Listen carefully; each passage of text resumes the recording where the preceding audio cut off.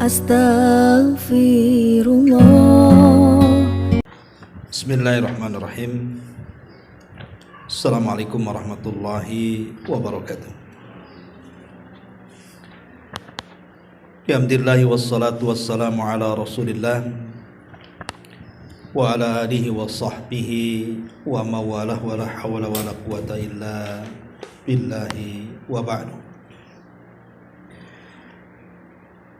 Alhamdulillah, di siang hari ini Allah subhanahu wa ta'ala masih memberikan nikmat kepada kita sehingga kita bisa duduk untuk bertalabul ilmi di Yayasan Huwaifidah.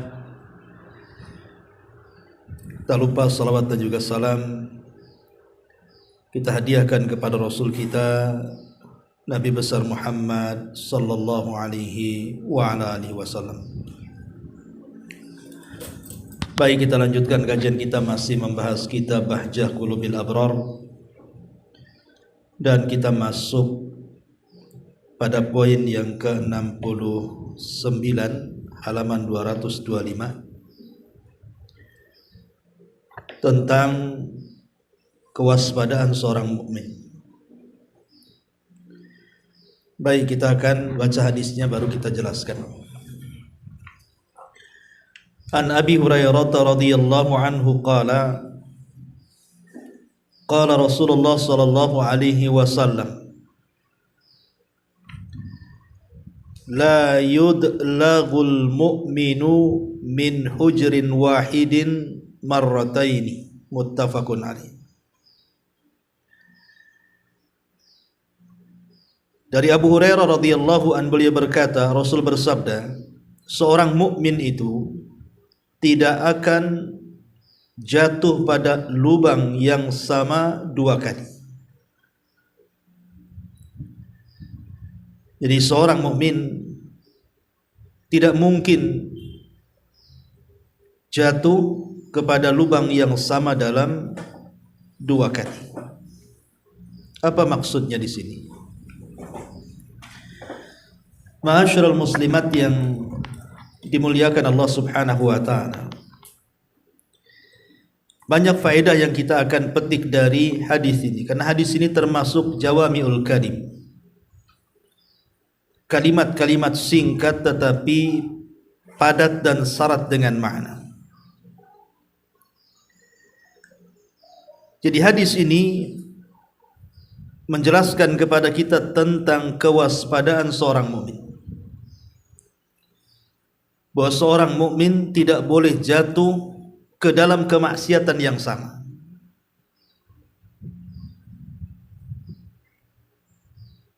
Baik, kita akan ambil beberapa faedah dulu dari hadis ini. Pertama, hadis ini menjelaskan kepada kita tentang seorang muslim itu harus cerdas. Jadi seorang muslim itu harus memiliki kecerdasan. Jangan sampai kemudian seorang muslim itu lalai. Salah satu bentuk kecerdasan seorang muslim adalah tidak jatuh kepada lubang yang sama dua kali. Kalau seandainya Allah takdirkan kita ini jatuh kepada kemaksiatan, maka jangan sampai kemudian kita masuk pada kemaksiatan yang sama dua atau tiga kali, karena itu bukan kecerdasan seorang muslim. Ini yang pertama. Kemudian yang kedua, hadis ini juga berfaedah kepada kita tentang waspada. Waspada dari makar-makar setan, waspada dari tipu daya setan, karena setan itu musuh kita yang nyata. Yang namanya musuh pasti memiliki niat tidak baik kepada kita, dan kalau bisa kita ini selalu masuk kepada lubang yang sama berkali-kali. Makanya kenapa setan itu berusaha memfitnah kita supaya kita ini gemar di dalam melaksanakan kemaksiatan. seperti orang yang berjudi, maka syaitan akan berusaha supaya dia gemar untuk berjudi dan sampai kecanduan judi. Seperti orang yang minum khamar, maka syaitan akan berusaha supaya ini gemar minum khamar, kalau bisa kecanduan dengan khamar. Seperti orang yang berzina, kalau kita berzina, kalau bisa iblis mengharapkan kita ini suka berzina dan gemar berzina. Begitulah tujuan syaitan. Makanya Nabi SAW 14 abad yang silam di sini sudah memberikan peringatan, la yudlag al-mu'min, tidak boleh seorang mukmin itu sampai terjerumus atau tersengat min hujrin wahidin marratain, pada lubang yang sama dua kali. Tetapi syaitan itu dia akan terus membuat lubang supaya kita terjatuh di banyak lubang. Makanya kenapa Allah Subhanahu wa taala mengingatkan tentang permusuhan setan kepada kita. Di dalam surah Al-A'raf 27 Allah mengatakan, ya bani Adam la yaftinannakumus syaitanu kama akhraja abawaykum minal jannah. Wahai bani Adam, jangan sampai setan itu memfitnah kalian sehingga mengeluarkan sebagaimana setan pernah mengeluarkan bapak kalian dari sorga. Itulah tujuan setan. Kenapa setan itu membuat perangkap dengan lubang-lubang kemaksiatan? Karena setan itu menghendaki jangan sampai kita ini masuk sorga sebagaimana bapak kita dikeluarkan dari sorga. Makanya di sini perlu seorang muslim itu cerdas, mempelajari langkah-langkah dan tipu setan supaya jangan masuk ke perangkap lubang setan yang begitu banyak dan tidak bertepi itu. Ini yang kedua. Kemudian yang ketiga, hadis ini juga ada anjuran kepada kita agar kita cerdas dalam perkara dunia dan akhirat. Jadi kita harus cerdas pada perkara dunia ataupun pada perkara akhirat. Karena hadis ini juga sebuah kaidah, bukan hanya menyangkut masalah urusan akhirat saja, tapi hadis ini juga menyangkut urusan dunia. Seperti seseorang yang usaha kemudian bangkrut, jangan masuk di lubang yang sama. Dia harus cerdas berpikir, cukuplah kerugian itu satu kali, jangan rugi berkali-kali. Makanya kenapa seorang muslim dituntut cerdas itu, jangan bego bahasanya. Maka dari urusan akhirat pun sama. Kalau kita masuk ke jurang kemaksiatan, artinya masuk ke lubang neraka, jangan masuk ke lubang yang sama. Dengan kecerdasan itu, dan cerdas itu tidak mungkin diraih kecuali dengan ilmu pengetahuan agama. Jadi ilmulah yang membuat orang cerdas, tetapi jahil itulah yang membuat orang bodoh.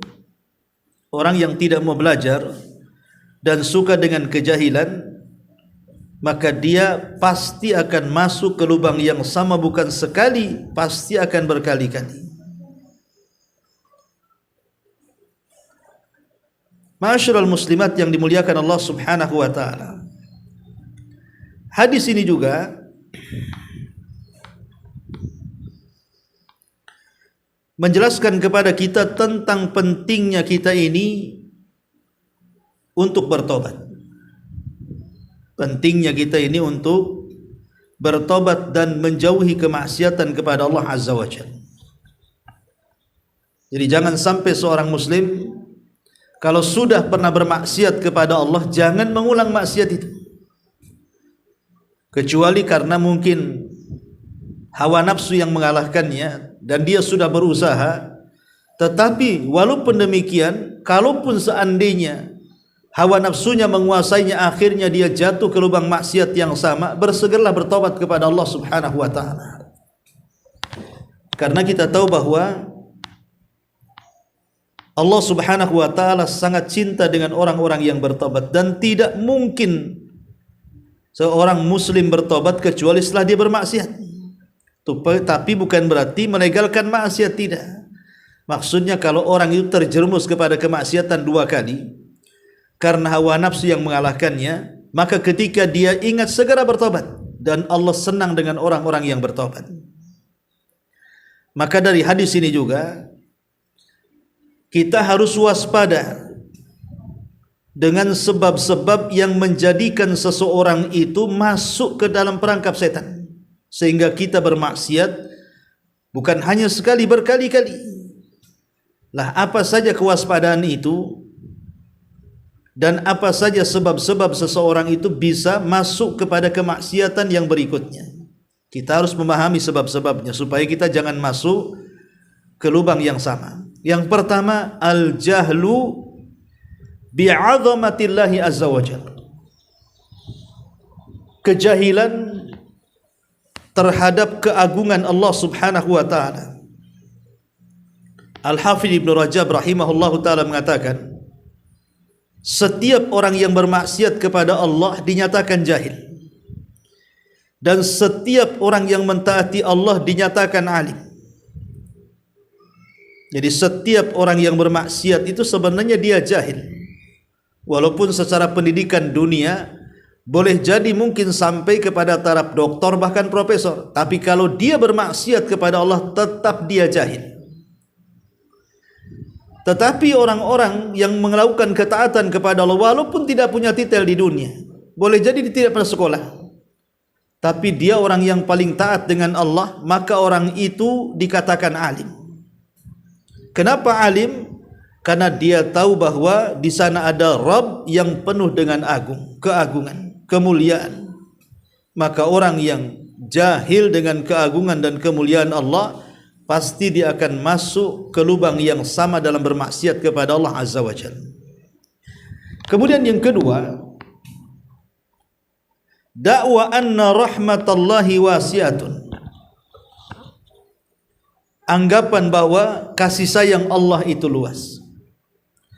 Betapa banyak seorang mukmin itu yang terjerumus ke dalam kemaksiatan berkali-kali. Pada Rasul mengatakan 2 kali saja, kalau bisa jangan. Tapi kenapa kemudian banyak seorang mukmin itu bisa berkali-kali dia, pamannya dia berzina, bisa berkali-kali dia berzina. Minum khamr bisa berkali-kali dia minum, berjudi bisa berkali-kali dia judi, dan begitu seterusnya. Karena dalam hatinya ada angan-angan. Dia menyangka bahwa rahmat Allah itu luas. Tidak apa-apa, Allah itu kan pengampun. Gak apa-apa saya habiskan masa muda saya bermaksiat, nanti kalau sudah tua saya tobatkan, Allah pengampun. Bukankah Allah subhanahu wa ta'ala mengampuni hamba-hambanya? Oh, nanti sajalah kalau sudah dapat hidayah saya akan tobat. Nanti kalau umur sekian saya bertobat. Lah, seseorang kemudian menjadikan taswib, menunda-nunda tobat, itu salah satunya apa? Salah satunya karena dia menyangka dalam hatinya berangan-angan, bukankah Allah itu rahmatnya luas?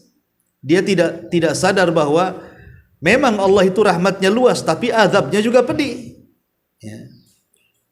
Jadi banyak orang yang kemudian hanya berpendapat bahwa rahmat Allah luas, ya Allah Maha Pengampun, tenang saja, nanti juga kalau sudah waktunya tobat, ya tobat. Itulah yang menjadikan seorang mukmin itu tidak bisa menjauhi lubang maksiat. Ma'asyiral muslimat yang dimuliakan Allah subhanahu wa ta'ala. Kemudian juga yang ketiga, tahawun bidzunub, meremehkan dosa. Al-Allamah As-Sa'di rahimahullahu ta'ala ketika memberikan catatan kepada ayat wa huwa indallahi azim, dan sesungguhnya perkara itu di sisi Allah subhanahu wa ta'ala adalah sebuah perkara yang besar. Karena ada sebagian orang yang menganggap dosa-dosa tertentu itu remeh bagi dia, padahal dosa itu di hadapan Allah sangat besar. Contoh saja umpamanya ketika Nabi SAW melintasi kuburan, kemudian ada 2 kuburan yang sedang disiksa, mendapatkan azab kubur. Maka Nabi SAW mendengar tuh siksaan itu. Kemudian sahabat bertanya kepada Rasul, atas dasar dosa apa kedua orang itu disiksa wahai Rasul? Maka Nabi SAW mengatakan sesuatu yang mereka anggap remeh. Kemudian Rasul SAW mengatakan, yang pertama karena dia tidak bersih dalam bercebok ketika buang hajat. Yang kedua karena dia berjalan ke sana kemari menggibah dan menamimah, mengadu domba. Nah, ini meremehkan dosa ini, inilah yang menjadikan dia tidak bisa menghentikan untuk masuk ke lubang yang sama berkali-kali. Tapi kalau orang kemudian tidak meremehkan dosa, apakah dosa besar ataukah dosa kecil, tidak mungkin dia masuk ke lubang yang sama 2-3 kali dan seterusnya.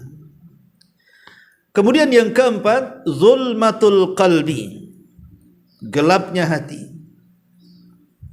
Gelapnya hati itulah yang menjadikan dia susah untuk meninggalkan maksiat. Dan gelapnya hati itu disebabkan karena banyaknya maksiat. Bukankah Nabi SAW yang mengatakan, apabila seorang mukmin itu melakukan sebuah dosa, maka akan diletakkan titik hitam di hatinya, 1 titik hitam. 2 kali dosa, 2 kali titik hitam. 3 kali dosa, 3 kali titik hitam. 1000 dosa, 1000 titik hitam, sehingga hatinya dipenuhi dengan noda-noda hitam. Ketika itu bagaikan gelas yang dijungkir balikkan, yang tidak ada lubang di atasnya, sehingga dia akan susah menerima nasihat dan hidayah.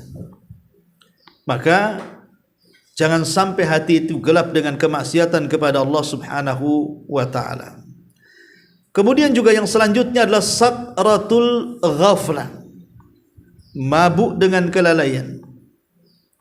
Mabuk dengan kelalaian dunia, lupa dengan Allah Subhanahu wa ta'ala, lupa dengan kematian, lupa dengan kuburan, lupa kalau ada hari kebangkitan, lupa kalau ada hari pembalasan, lupa kalau ada hari hisab, manusia dikumpulkan di padang mahsyar, lupa kalau ada surga dan neraka. Lalai dengan kehidupan dunia, lalai dengan dunianya, dengan hartanya, dengan keluarganya, dengan jabatannya. Itu yang diperlukan dia, yang setiap hari dipikirkannya. Adapun kematian, azab kubur, yaumul mahsyar, neraka, surga, enggak peduli dia. Itu namanya mabuk dengan kelalaian dunia.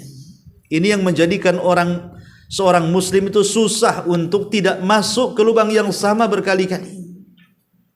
Menjauh dari lubang seorang mukmin itu susah kalau seandainya dia sudah mabuk dengan kelalaian dunia. Ma'asyiral muslimat yang dimuliakan Allah Subhanahu wa ta'ala. Kemudian apa lagi yang bisa seseorang itu menjadikan mudah untuk melakukan dosa dan susah untuk keluar dari lubang itu? Jauh daripada agama Allah Subhanahu wa ta'ala, tidak mau mempelajarinya, jauh dari majelis-majelis ilmu, sehingga ruhnya jarang diberi asupan. Padahal kita tahu asupan ruh lebih penting dibandingkan asupan badan. Karena asupan badan ini kalaupun kurang, paling tidak dia sakit kemudian mati, selesailah urusan dunia dengan dia. Tapi kalau asupan ruh kurang, maka dia akan tersiksa dunia dia dan akhirat dia. Makanya supaya kita tidak masuk pada lubang yang sama 2-3 kali, maka penuhi dengan ilmu pengetahuan agama, supaya tahu batasan-batasan apa saja yang bisa mendekatkan kita ke sorga, kita bisa melakukannya. Apa saja yang bisa menjauhkan dari neraka, supaya kita meninggalkannya. Karena segala sesuatu sudah dijelaskan oleh Nabi sallallahu alaihi wasallam. Tidak ada satupun burung yang naik ke langit mengepakkan kedua sayapnya, kecuali semuanya sudah dijelaskan ilmu pengetahuannya kepada kita. Ma'asyiral muslimat yang dimuliakan Allah Subhanahu wa ta'ala. Karena kita tahu bahwa bagaimanapun seseorang yang jatuh ke lubang yang sama ini akan berdampak buruk. Pertama, su'ul akibah, pasti akan buruk akhirnya. Seorang muslim kalau tidak menghentikan dosanya, asing masuk ke lubang maksiat terus dan tidak mau meninggalkannya, maka dipastikan dia akan mendapatkan su'ul akibati, buruk akhirnya, su'ul khatimah. Dan itu kita bisa dilihat, oh betapa banyak orang-orang yang mati di tempat-tempat maksiat itu. Lagi mabuk dia mati, lagi judi dia mati, lagi berzinah dia mati, lagi gibah dia mati, lagi menipu dia mati. Su'ul akibah, karena tadi dia tidak mau menjauhi dosa, malah masuk ke dalam lubang terlalu dalam. Bahkan bukan hanya 2-3 kali, berkali-kali, dan tidak mau bertobat kepada Allah. Yang kedua, nuzulul bala, pasti akan turun bencana. Orang yang tidak mau berhenti dari perbuatan dosa pasti akan mengundang bencana. Makanya Al-Hafidh Ibnu Hajar Al-Asqalani rahimahullahu ta'ala mengatakan, di antara sebab-sebab seseorang itu terjerumus kepada bala adalah karena banyak melakukan kemaksiatan kepada Allah, sehingga Allah dahulukan azabnya di dunia sebelum akhirat. Jadi ingat bahwa kalau seorang muslim tidak berhenti, tetap masuk ke lubang yang sama 2-3 kali dalam lubang kemaksiatan kepada Allah, maka dipastikan akan turun bala.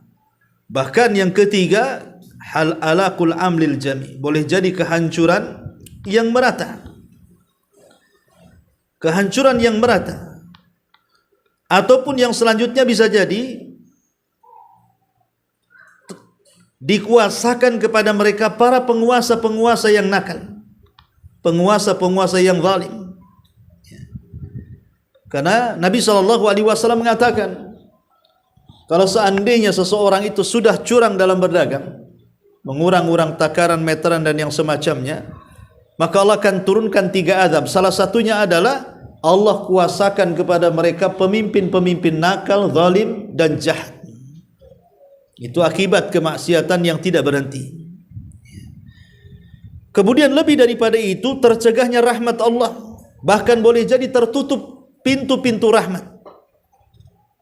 Karena bagaimanapun setan ini adalah makhluk yang senantiasa bermaksiat kepada Allah Subhanahu wa ta'ala. Allah mengatakan, inna syaitana kana lirrahmani asiyah. Sesungguhnya setan ini kepada Ar-Rahman senantiasa bermaksiat.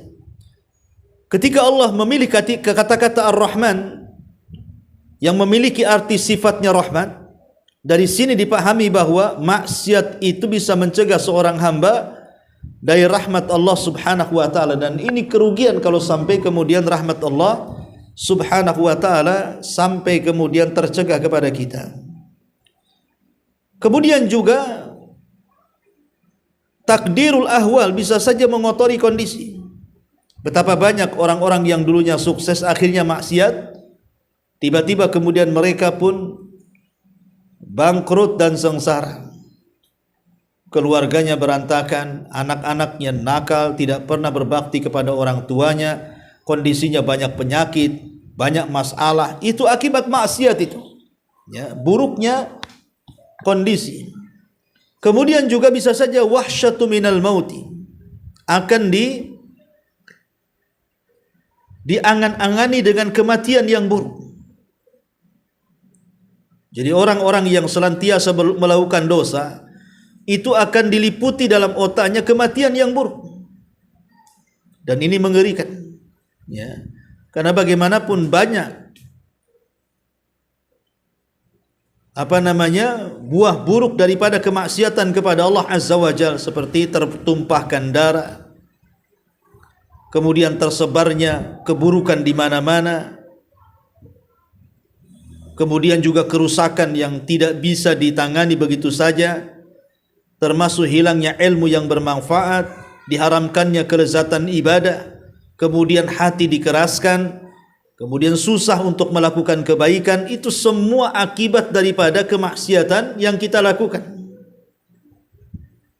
Ma'asyiral muslimat yang dimuliakan Allah Subhanahu wa ta'ala. Makanya Rasulullah SAW sekali lagi dalam hadis ini mengajarkan kepada kita, jangan sampai seorang muslim jatuh ke lubang yang sama berkali-kali. Maksudnya ke lubang maksiat berkali-kali. Tapi kalau seandainya seseorang masuk ke lubang maksiat berkali-kali itu, apakah tobatnya diterima oleh Allah Azza wa Jalla? Maka lihat kondisinya.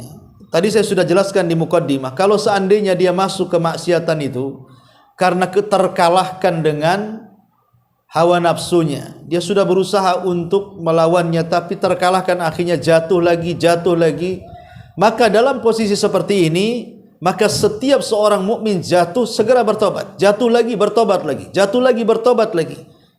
Maka itu sangat baik bagi seorang mukmin. Karena bagaimanapun Nabi SAW mengatakan kullu bani Adam khatta'un wa khairul khatta'ina tawwabun. Setiap anak Adam itu pasti melakukan kesalahan, tetapi setiap melakukan kesalahan seorang mukmin harus senantiasa bertobat kepada Allah Subhanahu wa taala. Jangan sampai kemudian dia tidak peduli dengan lubang-lubang kemaksiatan sehingga terus akhirnya masuk makin dalam ke dalam lubang maksiat sampai diakhiri dengan su'ul akibah, su'ul khatimah, buruk akhir daripada perjalanan hidupnya. Ini di antara sebagian keterangan. Baik, kita akan baca apa yang dikatakan pengarang dalam kitab ini. Perhatikan bukunya. Ini adalah permisalan yang diberikan oleh Nabi untuk menjelaskan tentang sempurnanya kehati-hatian dan kewaspadaan seorang mukmin, bahwasanya keimanan seorang mukmin itu dapat mencegahnya dari melakukan kejelekan yang dapat memudaratkannya. Setiap kali terjatuh pada satu kesalahan atau dosa, dia segera menyesal, bertobat dan kembali kepada Allah Subhanahu wa taala. Begitulah cerdasnya seorang mukmin. Dia tidak mau menumpuk-numpuk dosanya, Bu. Ya. Jadi hari ini dia berdosa, hari ini dia bertobat, besok berdosa, besok bertobat, lusa berbuat dosa, lusanya juga bertobat. Jadi seorang mukmin cerdas, tidak mau menumpuk-numpuk hutang, menumpuk-numpuk dosa. Walaupun kita tahu kita makhluk yang lemah, mudah sekali masuk ke dalam kubangan dosa. Kemudian kata beliau, di antara kesempurnaan taubat seorang mukmin adalah berhati-hati semaksimal mungkin agar tidak terjatuh kembali kepada perkara yang telah menjerumuskannya pada perbuatan dosa. Sebagaimana seseorang yang memasukkan tangannya ke sebuah lubang, kemudian tangannya dipatu ular, maka setelah itu dia tidak akan memasukkan tangannya lagi ke lubang itu, disebabkan musibah yang telah dia alami sebelumnya pada lubang tersebut. Analoginya sederhana begini, Bu. Kalau seandainya seseorang itu melakukan maksiat, contoh saja LGBT, homoseksual, lesbi dan yang semacamnya. Betapa banyak penyakit yang ditimbulkan dari kerusakan-kerusakan penyimpangan seksual ini. Muncul akhirnya apa? Penyakit-penyakit yang belum terjadi di zaman Nabi sallallahu alaihi wasallam. Sebagiannya ditemukan obatnya, sebagiannya belum ditemukan obatnya. Contoh AIDS umpamanya. Ya. Ini terjadi kan? Tapi kalau seandainya saya selaku mubalik, selaku dai, selaku ustaz, kemudian saya panggil tuh orang yang ahli maksiat yang sudah tertular penyakit, kemudian saya ceramahi dengan dalil-dalil, baik dari Al-Quran atau sunnah Nabi SAW tentang ancaman maksiat itu, terkadang, Bu, tidak akan didengar. Anehnya, tapi kalau yang ngomong itu dokter, bukan ustadz ya, dokter yang ngomong. Kata dokter, kamu kalau masih melakukan maksiat itu 3 hari kau mati, 10 hari kau mati. Saya yakin, Bu, pasti dia dengar ucapan dokter. Padahal tidak pakai dalil. Dokter itu tidak bawa Quran, tidak bawa sunnah, tidak bawa perkataan para ulama, tidak nakut-nakuti dengan azab, tidak. Cuman dia hanya bermodalkan ilmu medisnya, mengatakan, ya biasanya kasus yang seperti itu yang biasa ditangani kurang lebih sebulan kau udah mati mamanya. Boleh jadi dia akan berhenti itu, Bu. Ucapan dokter bisa berhenti. Kenapa ucapan ustaz tadi berhenti coba? Nah ini kan aneh, ya kan? Disinilah letak kenapa kemudian manusia itu susah menerima hidayah Allah Subhanahu wa taala. Ya. Kemudian kata beliau, sebagaimana iman itu dapat mengantarkan pemiliknya untuk melakukan ketaatan, menyukainya dan sedih tidak terluput darinya, maka iman juga dapat mencegahnya dari kejelekan-kejelekan. Jika terjatuh pada kejelekan, dia akan segera berhenti darinya dan tidak akan melakukan perbuatan yang sama. Makanya pentingnya seseorang itu menguatkan iman. Karena hanya dengan imanlah seseorang itu bisa mencegah diri dari kemaksiatan kepada Allah. Dan iman itu tidak mungkin bertambah kecuali dengan ketaatan. Semakin banyak ketaatan, ibadah, pasti semakin tinggi imannya. Semakin tinggi imannya, semakin jauh dari kemaksiatan. Sebaliknya kalau seandainya ibadahnya kurang, jangan harap imannya akan kuat. Pasti dia lemah. Dan kalau sudah lemah, mau masuk lubang berkali-kali pun dia bisa. Ya, makanya penting mengokohkan keimanan untuk jangan sampai seorang mukmin itu terjatuh ke lubang dosa, kubangan dosa berkali-kali. Dalam hadis ini juga terdapat hasungan untuk bersikap teguh dan bijak dalam semua perkara. Di antara konsekuensi hal itu adalah seorang mengetahui sebab-sebab yang mendatangkan manfaat untuk dikerjakan dan mengetahui sebab-sebab yang mendatangkan madarat untuk dijauhi. Seorang muslim harus cerdas mana yang manfaat, mana yang tidak. Manfaat da'ma yaribuka ila mala yaribuka, tinggalkan yang meragukan, ambil yang meyakinkan. Artinya tinggalkan yang tidak ada manfaat, ambil yang bermanfaat. Karena seorang muslim harus semangat. Ihris ala ma yanfa'uka wasta'in billah. Semangatlah untuk meraih hal-hal yang bermanfaat dan mintalah pertolongan kepada Allah Subhanahu wa taala. Kemudian hadis ini juga menuntut untuk menjauhi hal-hal yang dikhawatirkan jika mendekatinya dapat menyebabkan terjatuh pada kejelekan. Juga agar menutup celah-celah kejelekan itu diperhitungkan dalam syariat.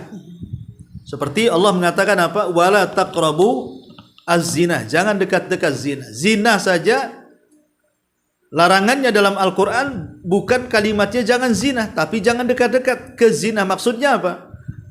Wasilah-wasilah yang bisa menjerumuskan kita ke dalam zina jauhi. Kalau lantaran ikhtilat bisa berzina, jangan ikhtilat. Kalau lantaran menonton video-video yang tidak senonoh, gambar-gambar yang tidak senonoh, jangan ditonton. Jadi wasilah-wasilah apapun yang mendekatkan ke zina jauhi, supaya jangan terjatuh ke lubang yang sama. Kemudian kata pengarang, dan sungguh Allah telah memperingatkan kaum mukminin agar tidak mengulangi perbuatan yang dikemas menarik oleh syaitan sehingga mereka terjatuh kepada kemaksiatan-kemaksiatan. Allah mengatakan ya'idukumullahu an ta'udu limithlihi abada in kuntum mu'minin. Allah memperingatkan kalian agar jangan kembali mengulang perbuatan semisal itu selamanya jika kalian orang-orang yang beriman. Oleh karena itulah seorang yang pernah merasakan akibat buruk dari perbuatan dosa dan telah bertobat darinya, maka kebenciannya terhadap dosa tersebut akan lebih besar. Artinya kalau orang sudah merasakan dampak buruk sedosa itu, makin benci harusnya ke dosa, bukan makin diulangi gitu maksudnya. Ya.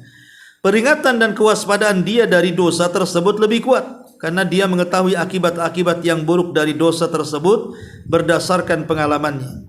Dan dalam hadis ini pun yang terakhir, al-anatu minallahi wal ajalatu minasyaitan wala halima illa dzu athratin wala hakima illa dzu tajribatin.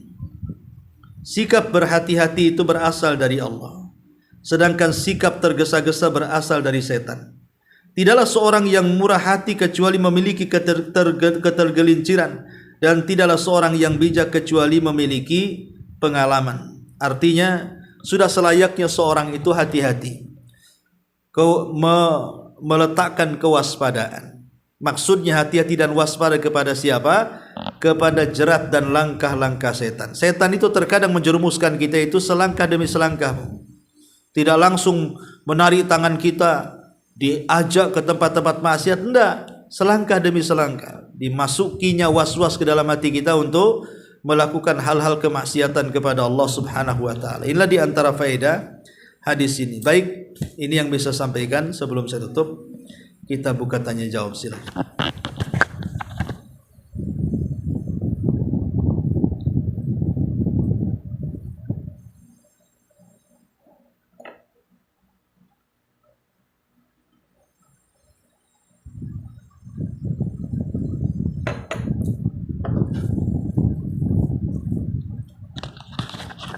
Kalau enggak ada, kita tutup. Subhanaka bihamdika asyhadu an la ilaha illa anta astaghfiruka wa atubu ilaik.